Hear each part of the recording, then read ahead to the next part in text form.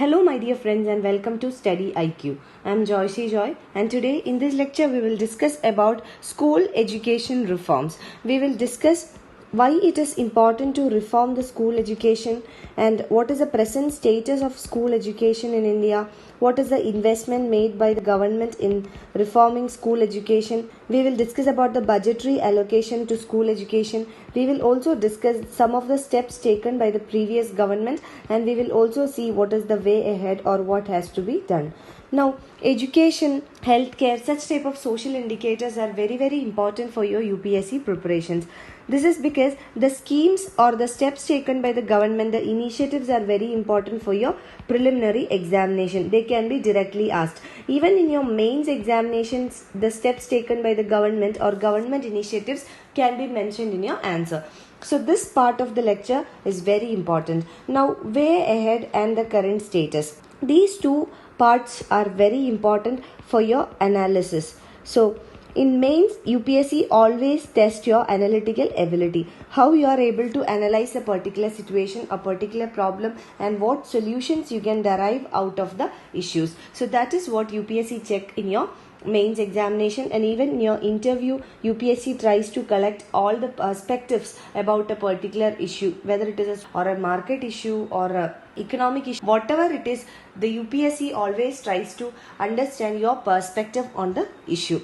So social issues like educational reforms, health sector reforms, social issues, etc. are a very important and a favorite area of UPSC. So school education or education reforms can come in your paper 1, GS paper 1 under social issues, under paper 2 in government interventions or governments, in your paper 3 in economy on economic development, how education can help in economic development.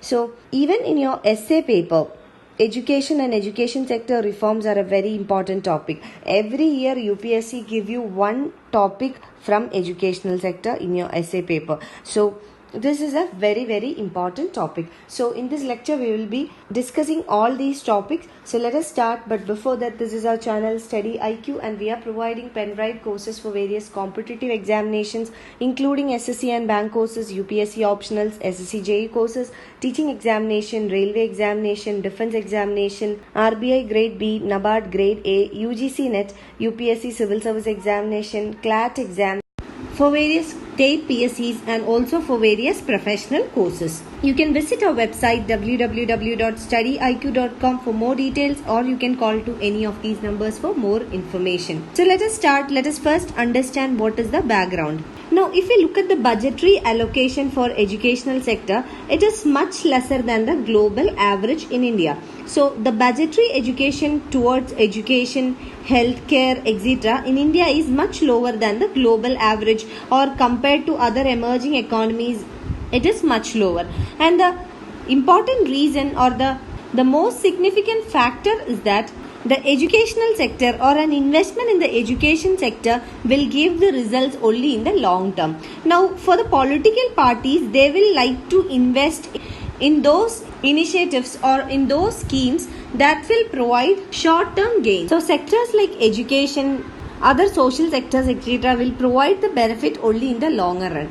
But for political gains, the political parties that are in power or the governments in power, they will like to invest more in those initiatives that will give them a short-term gain. So this is the primary reason why the budgetary allocation in real terms is less for education and creating educational infrastructure.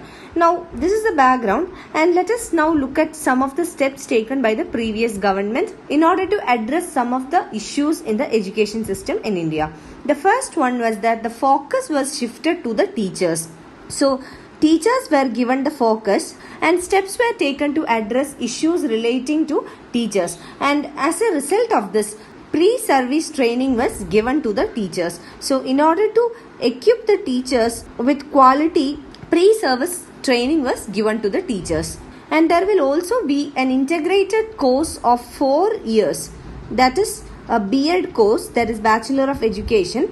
This would be an integrated course for 4 years. So this has the potential of eliminating profit-making teacher training colleges, and those training colleges that encourage only professional training in teaching will be encouraged. So pre-service training was undertaken. Second one was amendment to the RTE. RTE is Right to Education Act. So the government amended the RTE or the Right to Education Act to facilitate training of untrained or unqualified teachers. So untrained or unqualified teachers were given training, and for that purpose RTI or Right to Education Act was amended.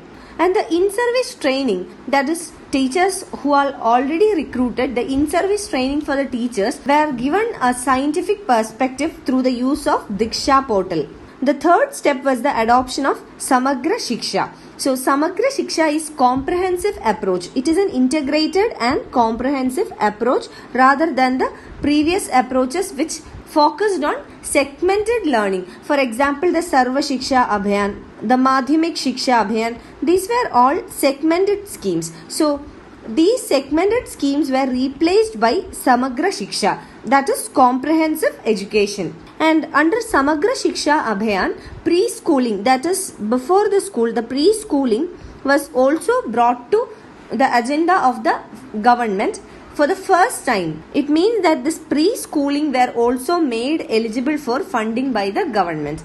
Now, another step taken was that instead of predetermining allocation of resources to each segment, different state governments or the states were given the freedom to determine priorities in the true spirit of cooperative federalism. So this promoted cooperative federalism. Now the state governments are not dependent much on the central government. Now the state governments are given the freedom to determine their own priorities according to the conditions existing in the particular state. Another step was the encouragement of PPP or the public-private partnership. So PPP model was also encouraged so that the private participation in the education sector can also be enhanced. And in order to make education system more inclusive or more participatory, not only from private sector but also from other stakeholders, Shala Sarathi portal was created. So Shala Sarathi portal was put in place to facilitate interference or transparent interference between the central government,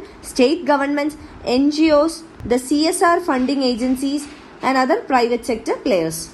And along with all these, practical and doable action plans were prepared on state basis. So different states prepared doable action plan or practical action plans in order to facilitate the education in different states. Now let us come to the new government. What are the challenges for the new government and what should be the plan of action for the new government? Now if you look at the new government, there is no need to actually bring in new policies. This is because the previous government itself will continue now. So if there is a change in the government or in the structure or in the political parties that form the government, there is definitely a change in the policies as well. This is because the priorities of the new government or the new political party would be different from that of the previous party or from the previous government.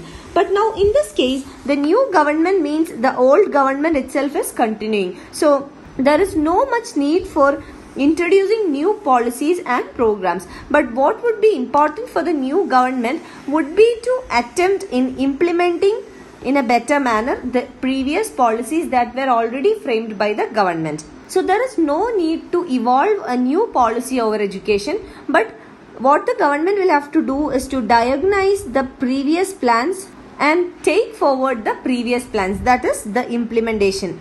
The ground level implementation of the plans are important.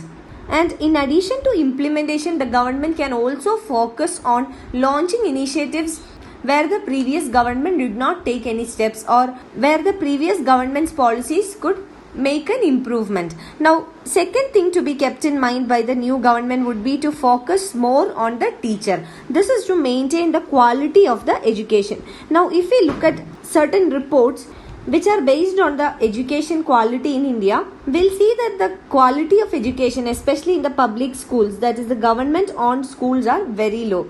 So, if we need to measure the educational attainment through a qualitative approach rather than a quantitative approach, the focus should be more on the teacher. This is to enhance the quality of learning.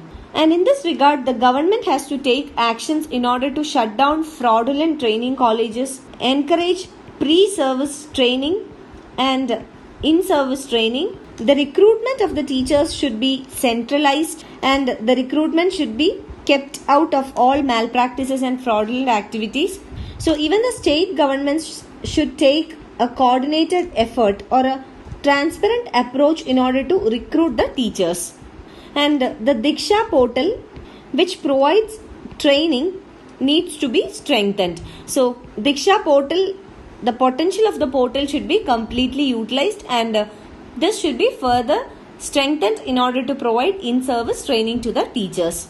And apart from that, maintaining teachers related data, adoption of technology in teaching. For example, some states like Maharashtra, Karnataka, Kerala, Andhra Pradesh, etc. have introduced technology enabled learning, which makes learning a enjoyable experience for the students. And technology can also be used for ensuring attendance of the teachers and in order to bring more transparency. Now, India is a diverse country, and for that matter, different states will have their own diversity. So, different states should be given their own freedom in order to come up with their own plans and programs. And one more important thing regarding improving the learning is to involve NGOs or leveraging the NGOs into the educational process. So, NGO participation, public-private partnership, etc. can be fostered. And apart from all these other issues like issues related to curriculum, vocational training, educating the girl child, addressing the issues of dropouts in schools, addressing the needs of children with special needs and care, the marking system or the grading system, etc. need to be addressed. So a revision of all this is very important. And with all these, the educational sector can be transformed. So merely providing more budgetary allocation would not be enough, but structural changes are also needed in order to transform the educational ecosystem in India. You can find the PDF of this lecture on my Facebook page. You can also follow my Facebook page for more video updates. You can write to me at joyce.studyiq@gmail.com for any of your queries and clarifications. Thank you.